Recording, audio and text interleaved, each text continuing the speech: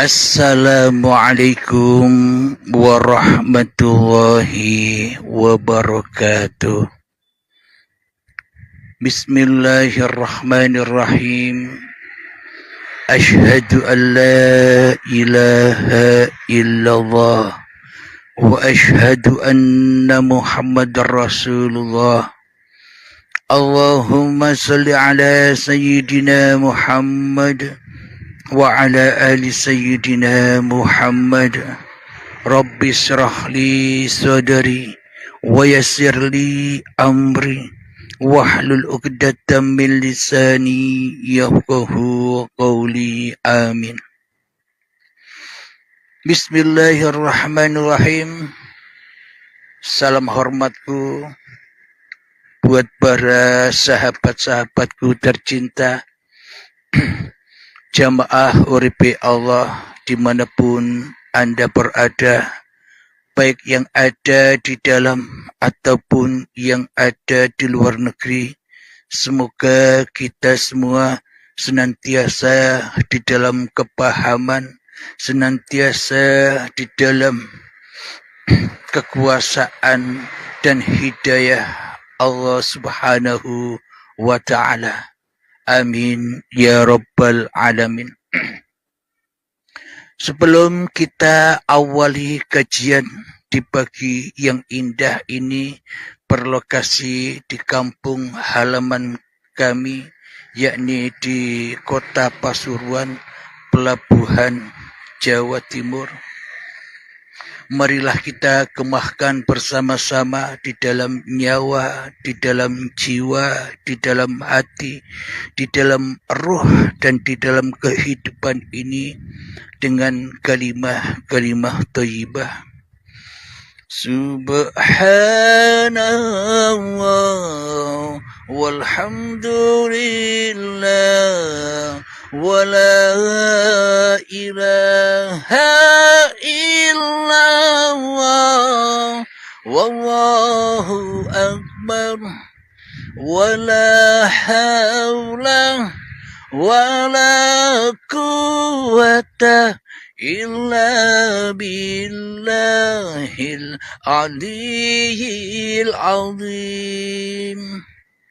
Sadaqallahul azim. Kali ini tema dengan berjudul Ternyata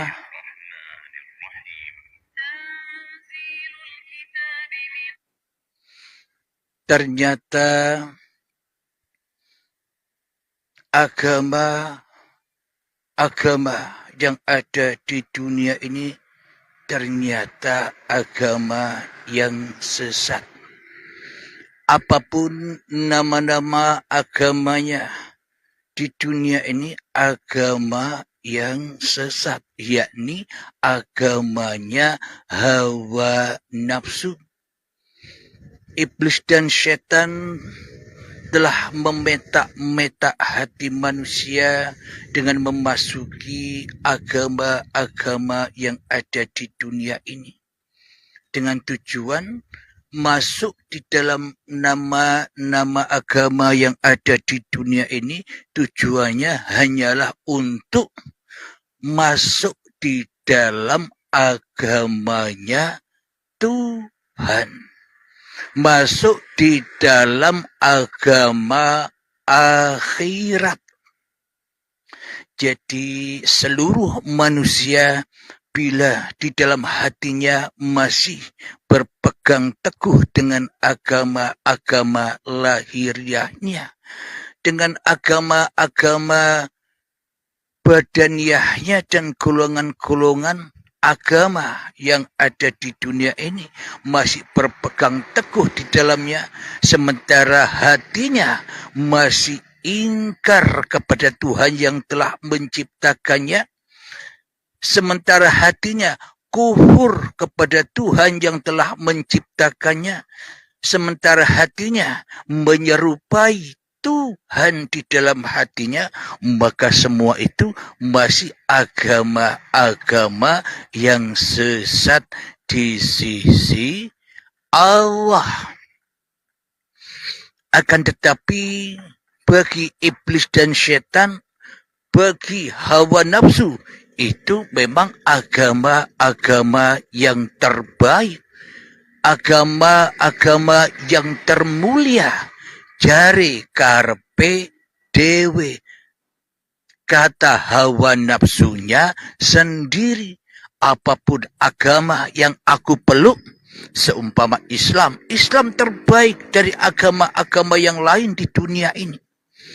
Katanya orang Nasrani terbaik dari agama-agama yang ada di dunia ini. Kata orang Yahudi, agama Yahudi terbaik dari agama-agama yang di dunia ini. Kata orang Buddha agama terbaik dari agama-agama yang ada di dunia ini, dan sebagainya. Ini kan agama nafsi dan agamanya hawa nafsu. Bila manusianya tidak mau berakhir kembali kepada agama Tuhannya. Jadi percumalah kita membela-bela agamanya iblis dan setan di dalam hati kita, sementara hati kita mengesampingkan jauh agama Tuhan yang telah menciptakan semua agama. Sementara kita mengesampingkan Tuhan yang menciptakan seluruh manusia semua, ia hanya agama nafsiyah, agama yang menyesatkan tiap-tiap diri manusianya di hatinya.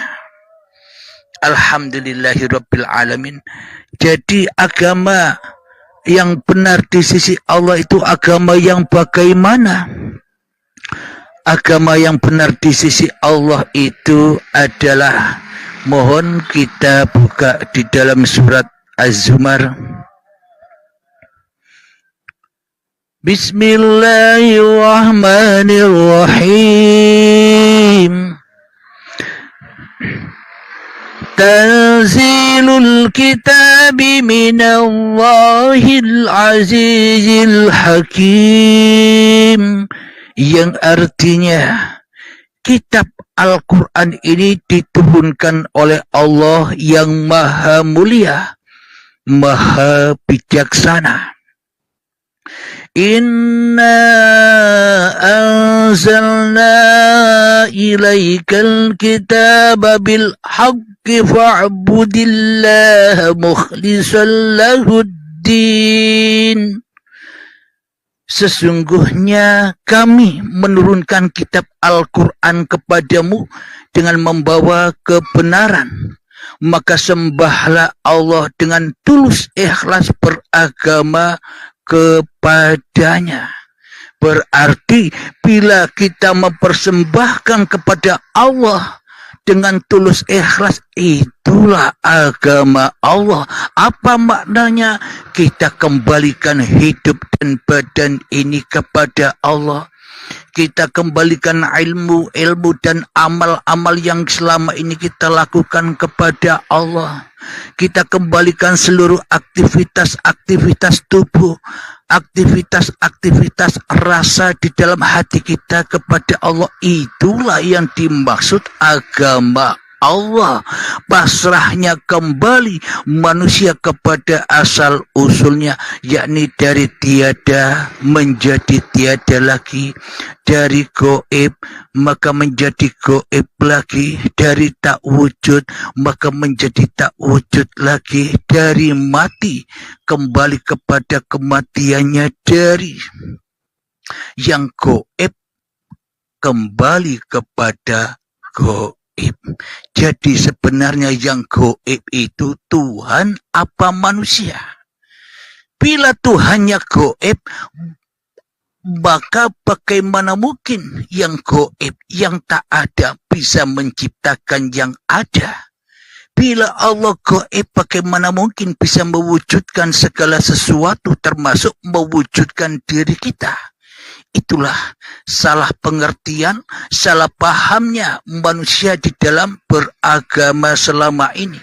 Jadi manusia memasuki agama-agama di dunia bukannya tambah pasrah, bukannya tambah pulang, tapi malah tambah maksiat, tapi malah tambah ingkar, tapi malah tambah kufur, tapi malah tambah menyerupai Tuhannya di dalam syariat-syariatnya, menyerupai Tuhannya di dalam amal-amal ibadahnya, menyerupai Tuhannya di dalam kehidupan ini.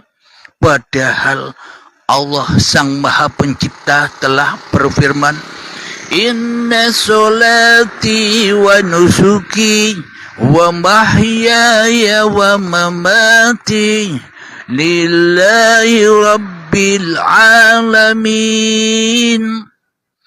Sesungguhnya salat dan ibadahku, sesungguhnya hidup dan matiku, semuanya hanyalah milik Rabbul Alamin. Berarti siapakah yang paling wujud?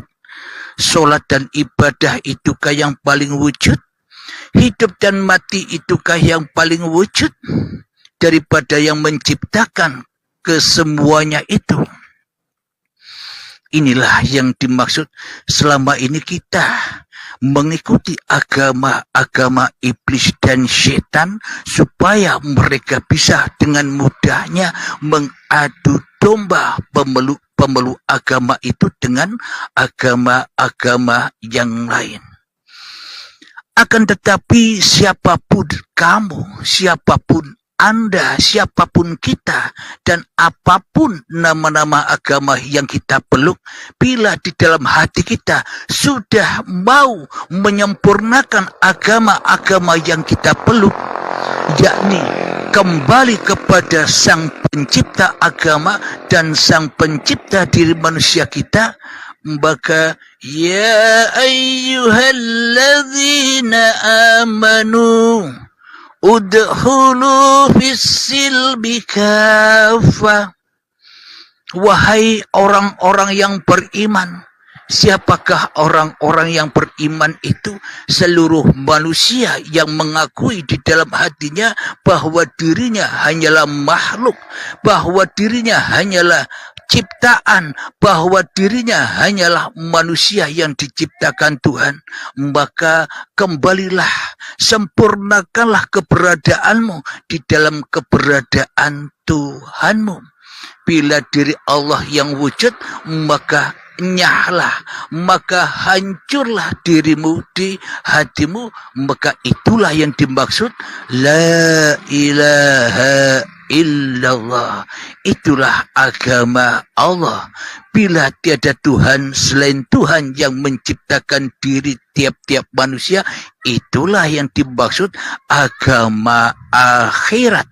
Ketika dirimu berani mengakhirkan dirimu di hatimu, ketika dirimu berani membeli kebahagiaan di sisi Tuhanmu, ketika dirimu berani berkorban demi berjalan menuju Tuhanmu, maka itulah yang dimaksud agama Allah. Kembalinya hamba kepada Tuhannya.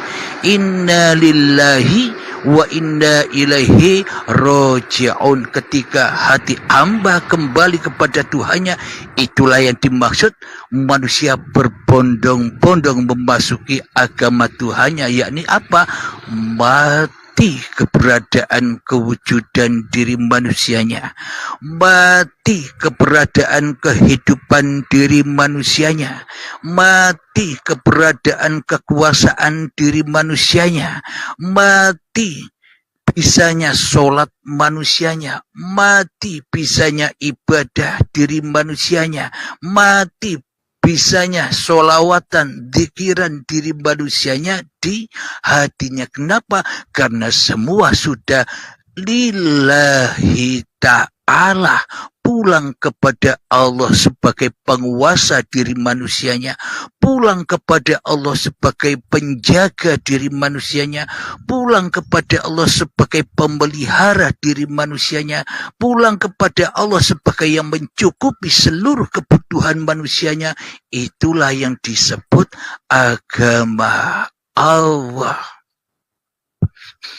Namun sebaliknya, bila kita berpulang kepada hawa nafsu kita dengan apa yang kita lakukan, kita pulang kepada hawa nafsu kita dengan ilmu-ilmu kita, kita pulang kepada hawa nafsu kita dengan amal-amal kita, dengan kita bangga, dengan kita merasa mulia dengan apa yang kita peluk, kita merasa bangga dan mulia dengan apa yang kita kerjakan, berarti pulangnya kepada iblis dan setan. Apapun agama kita, itulah yang dimaksud. Seluruh agama di dunia ini adalah agama yang sesat tanpa pulang kepada agama Allah. Jadi Allah tidak memandang agama-agama nama apapun agamamu. Allah tidak memandang rupa dan hartamu. Allah tidak memandang ilmu-ilmu dan amalmu. Allah tidak memandang nasab-nasab kemuliaanmu di sisi manusia. Percuma bila yang ada di dalam hatimu hanya dirimu, semuanya najis, semuanya kotor di dalam kehidupanmu. Solatmu kotor, persembahanmu kotor, kebaikanmu kotor. Apa yang engkau bangga-banggakan ternyata najis dan kotor. Ibaratkan berada di dalam jahanam yang mengkonsumsi darah dan nanah saja. Akan tetapi Allah hanya memandang hatimu. Bila di dalam hatimu yang ada hanya Allah, itulah surga, itulah kesucian sebuah kehidupan, kesucian sebuah agama, kesucian sebuah jalan kembali kepada Sang Pencipta. Alhamdulillahirrabbilalamin. Sebelum kita lanjutkan ayatnya, marilah kita berlatih barang sejenak 3 menit untuk menyepi-nyepikan diri, untuk mentiada-tiadakan diri, untuk menggoib-goibkan diri, untuk sunyi-sunyikan diri, memalam-malamkan diri di hati kita supaya hancur lebur, supaya kiamat keberadaan hidup dan badan kita, maka akan nampak, maka akan nyata keberadaan la ilaha illallah. Bismillahirrahmanirrahim. Mengheningkan cipta, mulai, silahkan.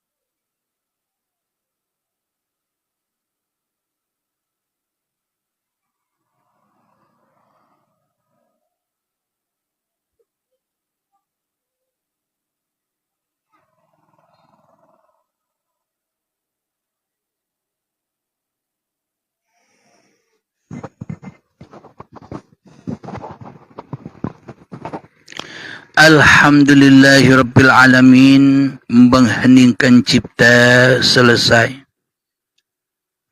Mari kita lanjutkan buka di dalam surat Az-Zumar ayat yang ketiga. Bismillahirrahmanirrahim.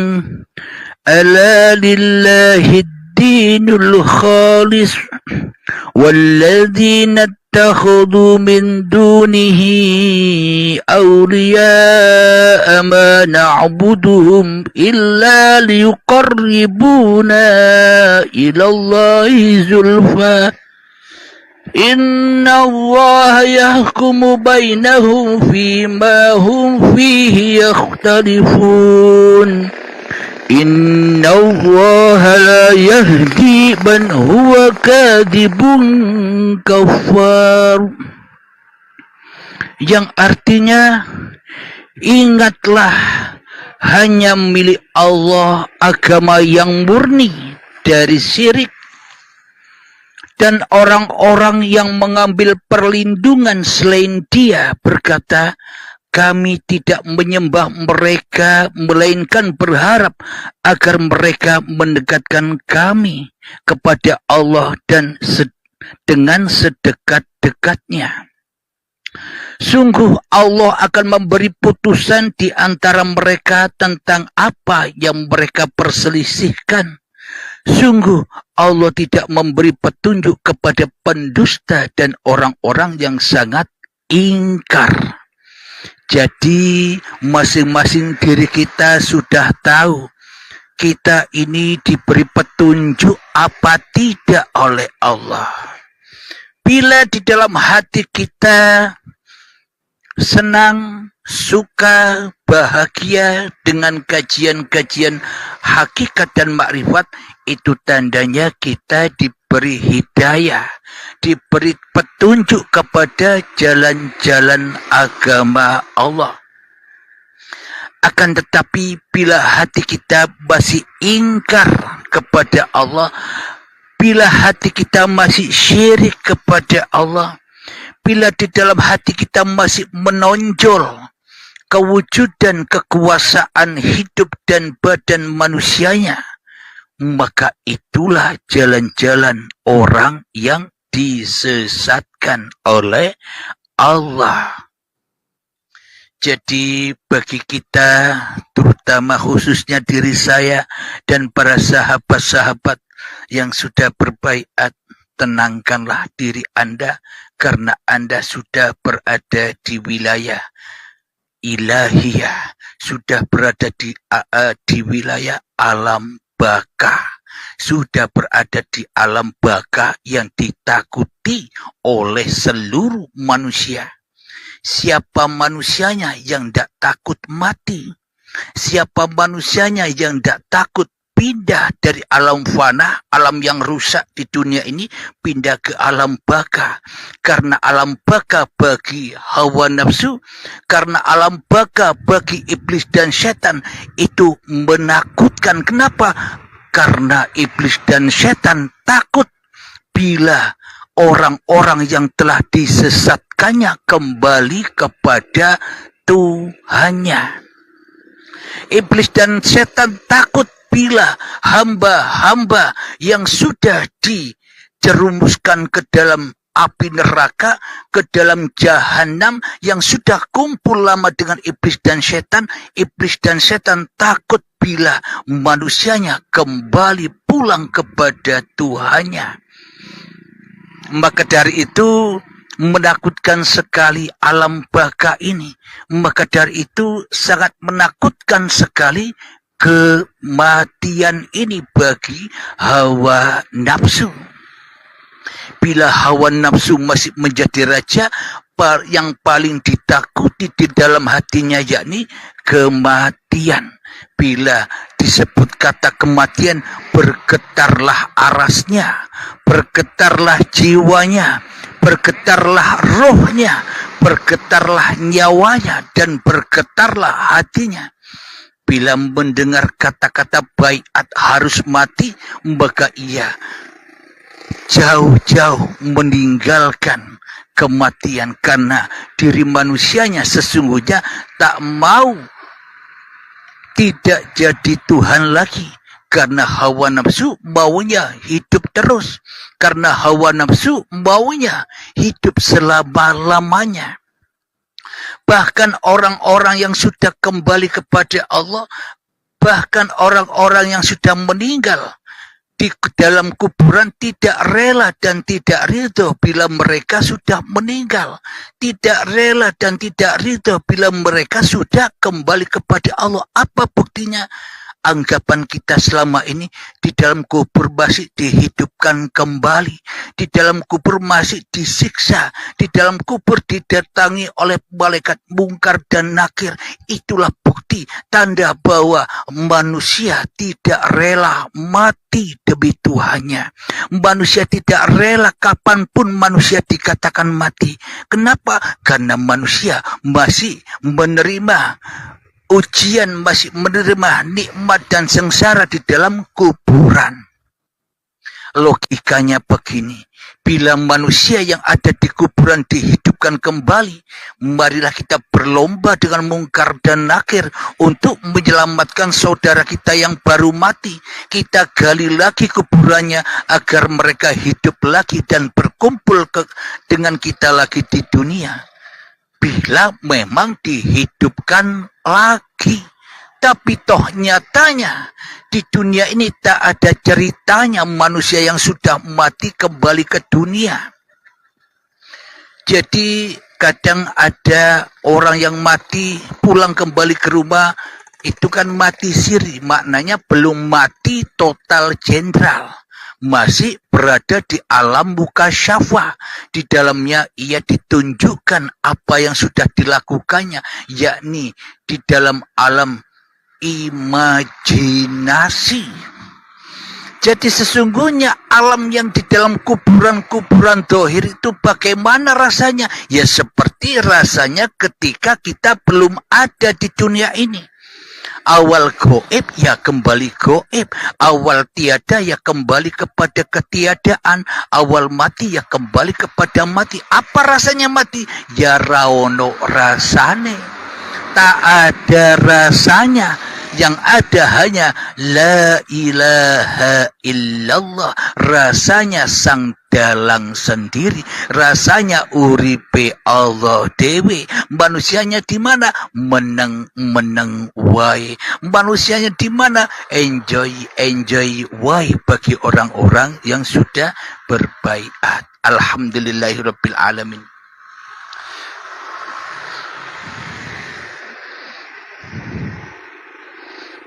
Mari kita lanjutkan ayatnya Az-Zumar yang keempat. Lau arada Allahu an yattakhidha waladan lastafa mimma yakhluqu ma yasha. Subhanahu huwallahul wahidul qahhar. Yang artinya sekiranya Allah hendak mengambil anak, tentu dia akan memilih apa yang dia kehendaki dari apa yang telah diciptakannya. Maha suci dia, dialah Allah yang Maha Esa, lagi Maha Perkasa. Ada di dalam suatu agama yang menganggap Rasulnya sebagai anak Tuhan. Anda bisa menerka sendiri, anak Tuhan. Bagaimana mungkin Tuhan punya anak? Berarti Allah Tuhan tidak suci. Kenapa? Karena menyerupai makhluk. Karena menjadi ayah, karena menjadi orang tua, berarti kan sahabat dengan makhluk. Berarti agamanya masih agama dunia. Agama yang menyesatkan hati manusianya. Karena apa? Karena manusianya di dalam hatinya lebih nyata, lebih gamblang, lebih wujud, lebih hidup daripada Tuhannya. Maka dari itu diserupakanlah Tuhan dengan manusianya. Akan tetapi yang dimaksud anak Tuhan itu bagaimana menurut yang sebenar-benarnya? Yang dimaksud anak Tuhan itu yakni Rasul-Rasulnya Allah. Karena salah pahamnya, karena sangat mencintai nabi-nabinya sehingga mendewa-dewakan nabinya bak seperti anak Tuhan. Sama halnya di dalam Islam mendewa-dewakan jasadiahnya Kanjeng Nabi Muhammad sallallahu alaihi wasallam. Sedangkan Nabi Isa, sedangkan Nabi Muhammad di saat hidupnya pernah berkata, wahai sahabat-sahabatku, jangan kau dewa-dewakan aku, jangan kau mulia-muliakan aku. Aku hanya manusia biasa seperti kalian. Maka dewakanlah Tuhanku dan Tuhanmu. Maknanya dewakanlah, sembahlah hidup yang menghidupi aku dan hidup yang menghidupi dirimu. Karena itulah Tuhan yang esa, Tuhan yang hidup sendirian, Tuhan yang menghidupi seluruh alam semesta. Nah, para nabi dan rasul sudah berpesan demikian, kok kita masih mendewa-dewakan, memulia-muliakan jasad-jasad yang wafat. Kita semua luput mendewa-dewakan, kita semua luput mempertuhankan hidup yang menghidupi kita sejak dari tanah sampai setua ini. Kita tinggalkan demi agama-agama yang sesat. Itulah kita selama ini, termasuk saya. Semua manusia pasti mengalami ini. Kullu nafsin dha'iqatul maut. Semua yang bernyawa pasti akan mengalami kematian. Maknanya kematian di sisi Allah bukan kematian matinya jasad, akan tetapi yang dimaksud Allah adalah matinya nyawa, matinya jiwa, matinya hati, matinya roh, matinya kehidupannya. Kenapa? Karena manusianya tidak sadar bahwa manusianya adalah ciptaan. Kematian manusianya yang tidak sadar bahwa manusianya hanyalah diperankan. Mati hatinya manusia yang tidak sadar bahwa manusia itu hanyalah rahasianya hidup, rahasianya Tuhan. Al-insanu sirri wa ana sirruhu. Manusia itu adalah sebuah rahasia dan akulah yang merahasiai manusia ini. Yang manusia tidak sadar, akhirnya mati jiwanya, mati akalnya, mati kehidupannya. Akhirnya ia tenggelam di dalam agama-agama hawa nafsunya. Alhamdulillahirabbil alamin. Marilah kita akhiri dahulu pertemuan kita di pagi yang indah ini. Akhirul kalam, assalamualaikum warahmatullahi wabarakatuh.